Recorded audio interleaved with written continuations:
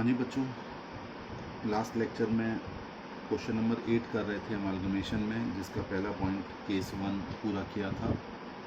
ऐसा लग रहा था कि वो क्वेश्चन नेट पेमेंट बेसिस पर जाएगा, लेकिन हमें नेट असेट बेसिस पर पहले पीसी निकालना पड़ा।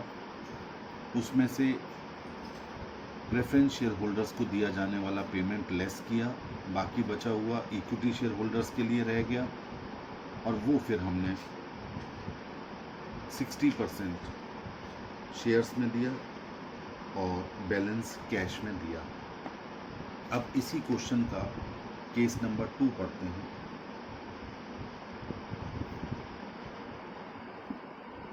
कहता है equity share holders of X limited to be discharge by T limited by issuing equivalent number of equity shares of ₹10 each at 12 rupees each. यहाँ पर जो इक्विटी शेयर्स दिए जा रहे हैं उनकी संख्या हमको पता है। कैसे पता है? क्लियरली दिया गया है इक्विवेलेंट नंबर्स, और उनका इशू प्राइस भी हमको पता है, 10 वाला शेयर 12 में। तो ये निश्चित है कि इस केस 2 में हम नेट पेमेंट बेसिस का इस्तेमाल करेंगे। हेडिंग डालिए, कैलकुलेशन ऑफ पीसी।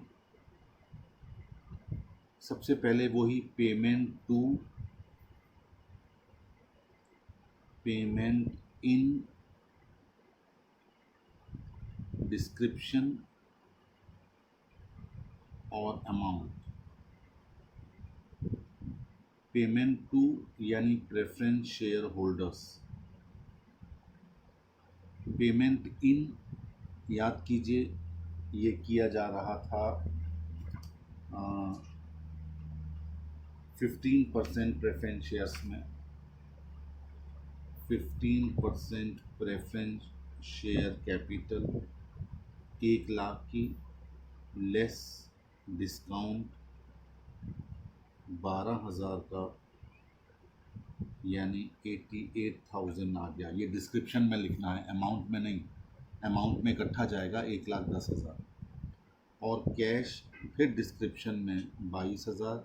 अब यहाँ टोटल करके लास्ट वाले कॉलम में ले जाइए 1,10,000 रुपये अमाउंट। अब आइए इक्विटी शेयर कैपिटल को क्या दिया आपने? इक्विटी शेयर होल्डर्स, इनको दिए आपने इक्विटी शेयर कैपिटल। कितनी दी? इक्विवेलेंट नंबर, और इक्विटी शेयर्स थे हमारे 20,000।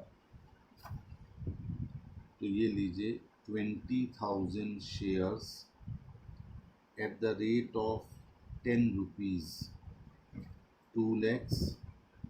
ये डिस्क्रिप्शन वाले कॉलम में ही लिखा आपने। और फिर security premium 20,000 shares at the rate of 2 rupees, 40,000। 240 इनको भुगतान हो गया। इस केस का पीसी आ गया 3,50,000 रुपये। ये केस 2 था जो इजीली निपट गया, क्योंकि यहाँ पर पेमेंट इक्विटी शेयर होल्डर्स को कितना किया जा रहा है वो क्लियरली मेंशन था।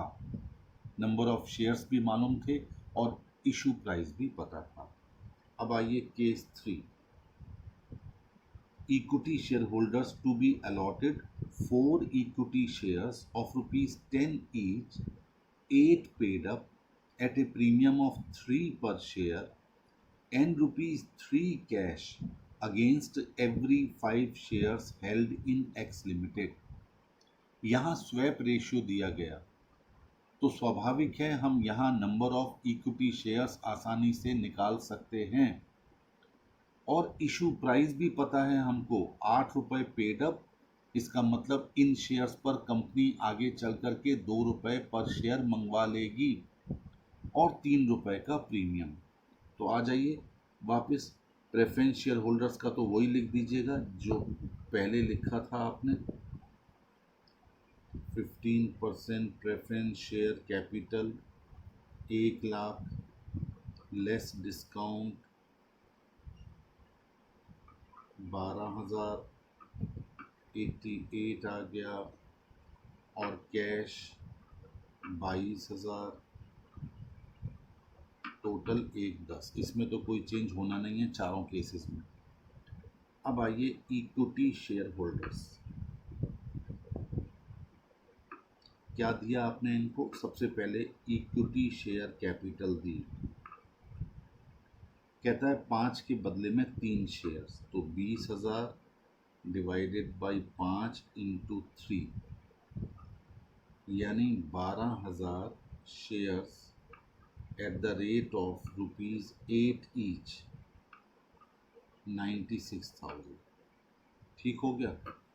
इसके बाद सिक्योरिटी प्रीमियम, सॉरी 4 दिए हैं, 3 शेयर नहीं 4 दिए हैं, मैं गलत हो रहा हूँ, तो 16,000 8 के हिसाब से 1,28,000, 1,28,000। इसके बाद security premium 16,000 shares at the rate of 3 each, 48,000। और कैश उसने कहा है 5 के बदले में हम 3 रुपये देंगे, तो 20,000 डिवाइडेड बाई 5 इंटू ₹3, तो ये हो गया 12,000 रुपये कैश है। टोटल किया आपने 1,88,298, ये निकल के आ गया पीसी नेट पेमेंट मेथड से।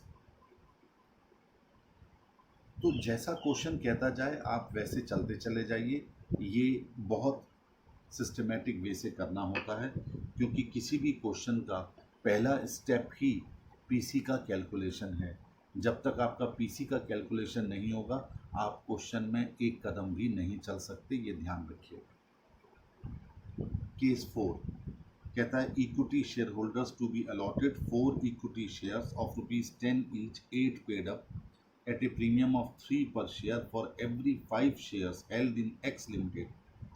In addition, necessary cash to be paid to be equity shareholders as is required to adjust the rights of equity shareholders of X Limited in accordance with the intrinsic value of the shares of X Limited.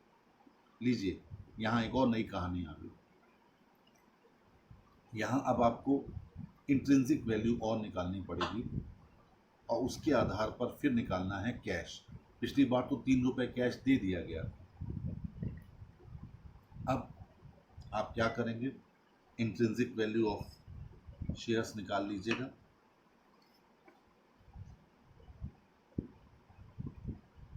Lenin building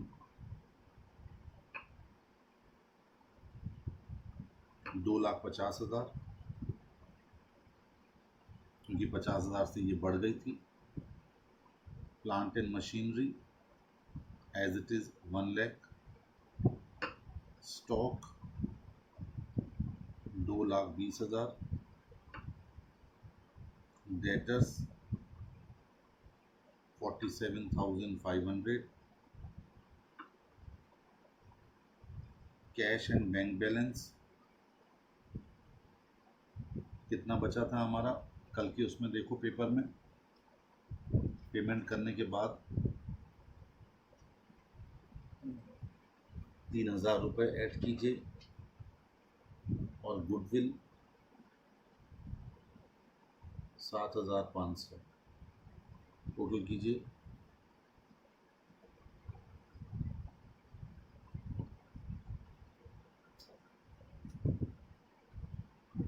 वहाँ से ले लो ना, net asset method से।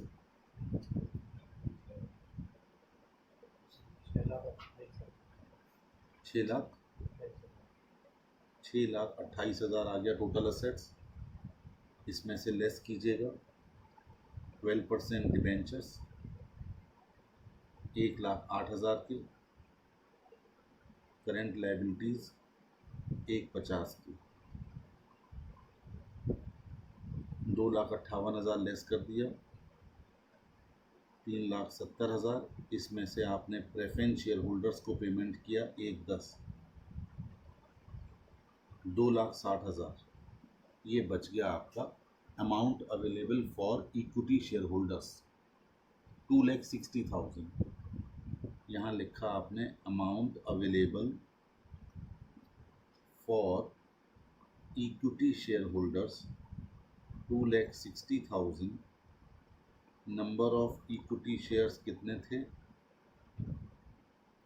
Number of equity shares थे 20,000। तो intrinsic value पर share 13 रुपया।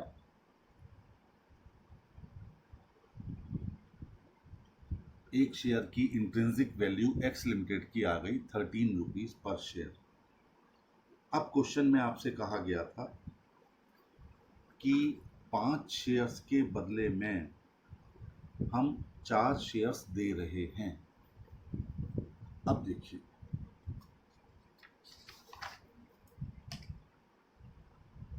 लिखेंगे calculation of cash to be paid to equity share holders of X limited. सबसे पहले लिखिए इंट्रिंसिक वैल्यू ऑफ 5 शेयर्स, क्योंकि 5 के बदले में 4 शेयर्स दिए जा रहे हैं तो पहले 5 की इंट्रिंसिक वैल्यू निकालो at the rate of 13 rupees पर शेयर। 65 लेस कीजिए value of shares issued by Y limited. कितने शेयर दे रहे हैं वो? 4 शेयर दे रहे हैं 11 रुपए के हिसाब से।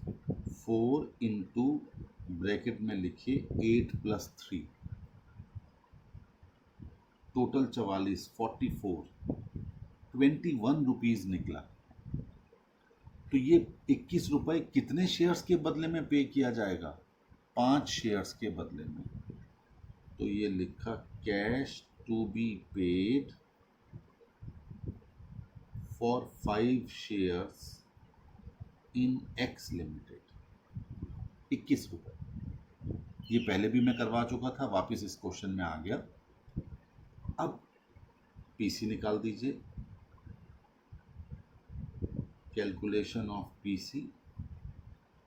एक तो सबसे पहले प्रेफरेंस शेयर होल्डर्स वाला मैं दोबारा नहीं लिख रहा, डायरेक्ट लिख देता हूँ 1,10,000।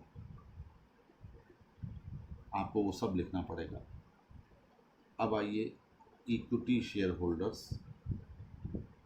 सबसे पहले क्या दिया गया? Equity share capital 20,000 divided by 5 into 4, यानी 16,000 shares at the rate of कितना रुपए? 8 रुपीज ईच, 1,28,000। इसके बाद सिक्योरिटी प्रीमियम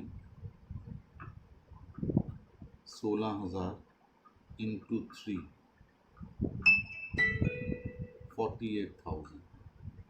इसके बाद cash 20,000 divided by 5 into rupees 21, 84,000, 84,000 रुपये का हमें कैश भुगतान करना पड़ा, क्योंकि अभी आपने निकाला था 21 रुपये और ये 5 शेयर्स के बदले में था, तो ये आ गया 84,000। टोटल कर लीजिए। अब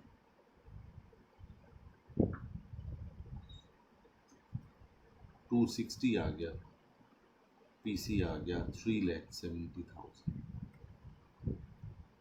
इस तरीके से आप, ये एग्ज़ाम्पल 4 अलग अलग केसेस में था, लेकिन चारों बार कुछ नई बात थी पीसी कैलकुलेट करने की जो आपने निकाली। अपने आप में एक सटीक एग्ज़ाम्पल था पीसी निकालने के लिए। अब बहुत सारे क्वेश्चन पीसी निकालने के हो गए हैं। मेरा ख्याल क्लियर हो गया होगा आपका कि पीसी कैसे निकालना है, और आगे आने वाले हर क्वेश्चन में पीसी तो निकालना ही पड़ेगा। ये तो है नहीं कि बस खाली यही निकालना था, लेकिन ये मान के चलिएगा कि पीसी ही इस चैप्टर का पहला पॉइंट है। हर क्वेश्चन में आपको ये निकालना ही होगा बशर्ते कि आपकी किस्मत अच्छी हो कि क्वेश्चन में ही पीसी आपको दे दिया जाए। लेकिन निकालने के बाद दिया भी जाएगा तो भी आपको उसका ब्रेकअप अलग करना पड़ेगा, नेट असेट्स निकालनी पड़ेंगी और पीसी को उसके साथ कंपेयर करना होगा, तब जाकर के आप क्वेश्चन में आगे बढ़ सकते हैं। ये आपका क्वेश्चन नंबर 8 तक का था आस्पेक्ट। अब आइए क्वेश्चन नंबर 9। कहता है treatment of reserve arising on capitalisation in the nature of purchase. Nature of purchase, merger नहीं, नेचर ऑफ परचेज। कहता है share capital issued by transferee company 9.5 lakh, cash for fractional share paid by transferee company 50,000, assets acquired by transferee company 11,20,000 and liabilities undertaken by transferee company 1 lakh. अब सबसे पहले लीजिए calculation of PC. 3 cases हैं, तीनों cases लिख दीजिए, फर्स्ट सेकंड थर्ड। सबसे पहले share capital issued by transferee company 9,50,000, तीनों में लिख दीजिए। इसके बाद cash for fractional share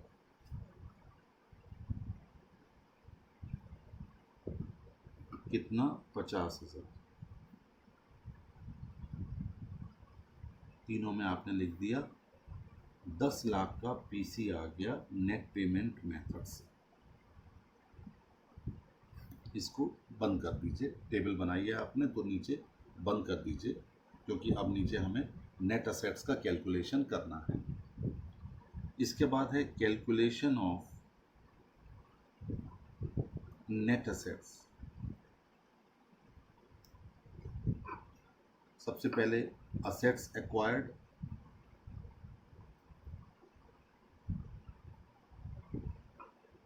11,20,000, 11 lakh और 10,80,000, तीनों में अलग अलग नेट असेट्स दी गई हैं।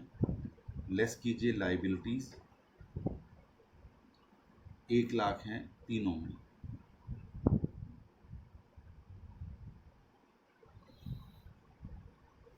अब बचा 10,20,000 पहले केस में, दूसरे केस में 10 लाख और तीसरे केस में 9,80,000। 3 अलग अलग केसेस में नेट असेट्स अलग अलग आई और पीसी सेम रहा 10 लाख रुपीज। आपको मैंने बताया था कि परचेज वाले केस में अगर पीसी ज़्यादा है, if PC is more than the net assets, क्या मतलब, आपने पहले वाले केस में 10 लाख रुपए तो उनको दिए और बिजनेस ले लिया 10,20,000, यानी बिजनेस आपने ज़्यादा का ले लिया, असेट्स आपने 10-20 की ले ली और पेमेंट कर रहे हैं 10 लाख, तो एक तरीके से ट्रांसफरी कंपनी को 20,000 रुपये का फ़ायदा हो गया और वो इस फायदे को कहाँ ले जाएगा, कैपिटल रिजर्व में ले जाएगा। मैं आपको ऑलरेडी पहले बता चुका। तो पहले केस में क्या निकल के आ गई, कैपिटल रिजर्व 20,000 रुपीज़। दूसरे केस में 10 लाख है, कुछ नहीं है, नील। तीसरे केस में पेमेंट तो हम 10 लाख का कर रहे हैं और बिजनेस आ रहा है हाथ में 9,80,000 का। इसका मतलब क्लियर है कि 20,000 रुपये आप ज़्यादा पे कर रहे हैं। वो क्या है, वो है गुडविल। इस तरीके से आपने निकाल लिया कि पहले केस में 20,000 रुपये कैपिटल रिजर्व में जाएंगे और तीसरे केस में 20,000 रुपये गुडविल में जाएंगे। दूसरे केस में कहीं कुछ नहीं जाएगा, लेकिन ये तीनों बातें किस में थी, amalgamation in the nature of purchase में। मर्जर में ऐसा नहीं होगा, ये ध्यान रखिएगा। अब मर्जर में क्या होगा वो मैं क्वेश्चन नंबर 10 में आपके साथ डिस्कस करने जा रहा हूं।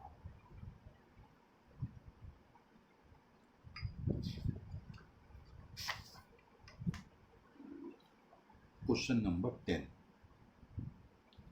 यहाँ पर 5 केसेस हैं, तो पांचों केसेस में हमें ध्यान से इस बात को समझना है और बहुत ध्यान से समझिए। ये डिसाइसिव क्वेश्चन होगा मर्जर को समझने के लिए, और इसके बाद इस चैप्टर में सिर्फ एंट्रीज रह जाएंगी जो मैं आपके साथ डिस्कस करूंगा, बस उसके बाद खत्म हो जाएगा ये चैप्टर।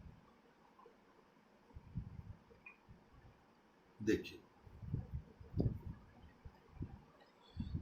मैंने आपसे कहा था कि मर्जर के केस में रिजर्व्स के बदले में शेयर कैपिटल नहीं दी जाती, बल्कि रिजर्व्स के अकाउंट को ही वापस मैनेज कर लिया जाता है।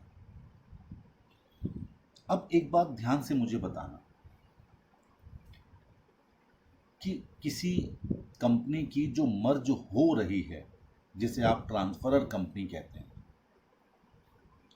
9 लाख रुपए की कैपिटल है और आप उसे 10 लाख के शेयर्स दे रहे हैं ट्रांसफरी कंपनी के। कितने के दे रहे हैं? 10 लाख। तो इसका मतलब साफ है कि आप 1 लाख रुपए उनकी शेयर कैपिटल से ज्यादा दे रहे हैं। तो आपको 1 लाख रुपए से उनके रिजर्व्स अब कम बनाने होंगे, क्योंकि शेयर कैपिटल 9 लाख थी और आपने उनको उसके बदले में अपने 10 लाख के शेयर्स दे दिए। तो ये बात एकदम क्रिस्टल क्लियर है कि आप उनके शेयर से 1 लाख रुपए ज्यादा दिए बैठे हैं। तो उनके रिजर्व्स को 1 लाख रुपए से अब आपको कम बनाना होगा। मान लो रिजर्व्स उनके 2.5 लाख रुपए के थे, तो अब आप उनको 1.5 लाख के रिजर्व दोगे। कैसे, जरा समझो कि 9 लाख की उनकी कैपिटल थी और 2.5 लाख के उनके रिजर्व्स थे। कायदे में शेयर होल्डर्स को 11.5 लाख हमें देने चाहिए थे, लेकिन जब 10 लाख की आपने उनको शेयर कैपिटल ही दे दी, तो रिजर्व्स बजाय 2.5 लाख के बनाने के अब आपको 1.5 लाख के रिजर्व बनाने होंगे। और बाई चांस अगर आपने उनको कैपिटल 10 लाख की बजाय 12 लाख की दे दी होती, तो रिजर्व हम नेगेटिव 50,000 पे आ जाते। तो कहने का मतलब क्या हुआ कि जब भी मर्जर आएगा, मर्जर के केस में आप पीसी को हमेशा शेयर कैपिटल के साथ कंपेयर करेंगे। ये ध्यान रखिए। अभी तक आप परचेज में पीसी को नेट असेट्स के साथ कंपेयर करते थे, लेकिन अब आप शेयर कैपिटल को पीसी के साथ कंपेयर करेंगे, और अगर आपने पीसी ज़्यादा दे रखा है तो उतने से उनके रिजर्व्स आप कम बनाएंगे, और अगर ज़्यादा दे दी आपने तो फिर नेगेटिव में चला जाएगा। देखिए केस 1 क्या कहता है। केस 1 कहता है शेयर कैपिटल इशूड बाय ए लिमिटेड 9.5 लाख और कैश फॉर फ्रैक्शनल शेयर 50,000, यानी पीसी हो गया 10 लाख। ये लीजिए 10 लाख पीसी। इसके बाद शेयर कैपिटल 9,65,000, लीजिए 9,65,000। इसका मतलब ट्रांसफरी कंपनी 35,000 रुपए आपको ज्यादा दे रही है। इसका मतलब 35,000 रुपए से रिजर्व्स कम बनाए जाएंगे in the books of transferee company. अब जरा गौर कीजिए, कैपिटल रिजर्व बी लिमिटेड कौन सी कंपनी है जो बंद हो रही है? मैं उस ऊपर की 2 लाइनें पढ़ता हूं। A limited took over the assets and liabilities of B limited and discharge the consideration by issue of equity shares and cash for fractional shares. Calculate the balances of reserves and profit and loss account which are to appear in the balance sheet of A Limited in each of the following cases। यानी A limited की balance sheet में reserves and surplus कितने दिखाए जाएंगे जबकि amalgamation in the nature of merger हो जाएगा। ऊपर हेडिंग डला हुआ था मर्जर, तो हमें ये पढ़ने की जरूरत नहीं कि मर्जर है कि परचेज है। अब जरा गौर कीजिए, बी लिमिटेड का कैपिटल रिजर्व था 40,000 का, कैपिटल रिजर्व था 40 का, और 35 हमें माइनस करने हैं रिजर्व्स में से, तो कायदे में कैपिटल रिजर्व रह गया 5,000 बी का, और कैपिटल रिजर्व है ए लिमिटेड का 10,000, तो कैपिटल रिजर्व दिखाया जाएगा 5,000 तो बी का और 10,000 ए का, टोटल 15,000 रुपए का in the books of A limited after amalgamation. यानी 35,000 रुपए का जो हमने ज़्यादा पे कर दिया था शेयर कैपिटल और कैश, वो आपने कैपिटल रिजर्व में से, एक सिस्टमेटिक वे होता है कि पहले किस में से, नंबर 2 किस में से, नंबर 3 किस में से, तो सबसे पहले कैपिटल रिजर्व में से उसे आपने लेस कर दिया। और क्या है हमारे पास, रेवेन्यू रिजर्व बी लिमिटेड का था 30,000 का, ये लीजिए रेवेन्यू रिजर्व 30 का था बी का, और रेवेन्यू रिजर्व ए का है 20 का, तो 30 प्लस 20 मिला करके 50,000 दिखाया जाएगा रेवेन्यू रिजर्व। इसके बाद क्या है, स्टैट्यूटरी रिजर्व, इसमें कभी कमी नहीं आती, ये जिंदगी में ध्यान रखना। ए का था 20,000 का, सॉरी बी का, और ए का बिल्कुल नहीं था, तो ये 20,000 ही दिखाया जाएगा in the balance sheet of A limited. इसके बाद profit and loss account, B limited का था 10,000 का और ए लिमिटेड का है 5,000 का, तो 15,000 दिखाया जाएगा। देखिए, जब दो कंपनी मर्ज हो जाएंगी तो बैलेंस शीट अब ए लिमिटेड की ही बनेगी, तो उसमें रिजर्व्स किस किस रकम से दिखाई जाएंगी वो आपने अमाउंट यहाँ पर निकाल ली, दोनों को ऐड करके यानी मर्ज करके। और 35,000 रुपये जो हमने ज़्यादा दे दिए थे वो सबसे पहले हमने कैपिटल रिजर्व में से रिटन ऑफ कर दिए। अब आइए दूसरा केस। दूसरे केस में पीसी तो वही 10 लाख का है और शेयर कैपिटल 9,45,000 रुपये की रह गई, यानी आप 55,000 ज़्यादा दे रहे हैं। कितने ज़्यादा दे रहे हैं? 55,000। अब गौर कीजिए, सबसे पहले मैंने आपको बताया था कि कैपिटल रिजर्व में से ही हमें लेस करना है। कैपिटल रिजर्व बी लिमिटेड का था 40 का और ए लिमिटेड का था 10 का, और 55,000 ज़्यादा है और कैपिटल रिजर्व का टोटल मात्र 50,000 बन रहा है, तो कैपिटल रिजर्व नील, 50 पूरा का पूरा हमने लेस कर लिया। रेवेन्यू रिजर्व 50 का था, 30 प्लस 20, 5 अभी भी ये डेबिट बैलेंस बचा पड़ा है, तो आपने इसमें से कम करके ये कितने का दिखाया जाएगा? 45,000 का। स्टैट्यूटरी कभी कम नहीं होता, 20 का दिखाया जाएगा। प्रॉफिट एंड लॉस अकाउंट 15 का दिखाया जाएगा। इस तरीके से केस 2 कंप्लीट हो गया।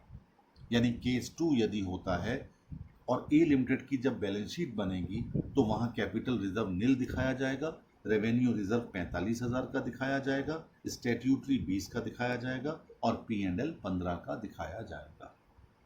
एक सीक्वेंस है, सबसे पहले कैपिटल रिजर्व में से कम करना है, फिर रेवेन्यू रिजर्व में से और फिर प्रॉफिट एंड लॉस अकाउंट में से। स्टैट्यूटरी में से कभी कम नहीं होगा, ये याद रखें।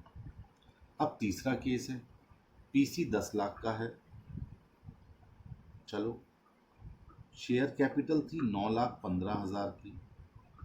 अब डेबिट बैलेंस कितना बचा? 85,000। तो कैपिटल रिजर्व तो आप नील दिखाएंगे ही सही, क्योंकि वो तो पूरा का पूरा 40 और 10 50,000 रिटन ऑफ हो गया इस 85 में से। इधर रेवेन्यू रिजर्व आपका 50 का था, इसमें से 35,000 लेस हो गए, तो बचा 15,000। क्यों 35 लेस हो गए? क्योंकि 85,000 हमने ज़्यादा पे किया था, 50 तो हमने कैपिटल रिजर्व में से राइट ऑफ कर दिए, अब बचे 35 हमने यहाँ राइट ऑफ कर दिए, तो 15,000, स्टैट्यूटरी वही 20,000 का, और प्रॉफिट एंड लॉस अकाउंट वही 15,000 का। ठीक, यानी पहले हमने सीआर में से कम किया और नंबर 2 पे किस में से कम कर रहे हैं, रेवेन्यू रिजर्व में से। अब आइए चौथा केस, पीसी 10 लाख का है, कैपिटल 9 लाख की हो गई। अब आपका ये पेमेंट एक्सेस 1 लाख का हो गया, कैपिटल रिजर्व नील, इस बार रेवेन्यू रिजर्व भी नील हो गया क्योंकि 50 इसमें से कम किए, 50 इसमें से कम कर दिए। स्टैट्यूटरी 20 ही रहने दिया और P&L 15,000। बैलेंस शीट में सिर्फ 2 चीज़ दिखाई जाएंगी, स्टैट्यूटरी 20 जो कभी कम नहीं होगा और P&L 15,000। अब आइए पांचवा केस, 10 लाख का पीसी, शेयर कैपिटल 8,80,000 की, 1,20 माइनस में आ गया, कैपिटल रिजर्व नील, रेवेन्यू रिजर्व नील, स्टैट्यूटरी 20 का ही होगा, उसमें से कभी कम नहीं होगा। अब 20,000 बचे पड़े हैं जबकि कैपिटल P&L 15,000 ही रह गई है, तो आप P&L दिखाएंगे 5,000 माइनस में।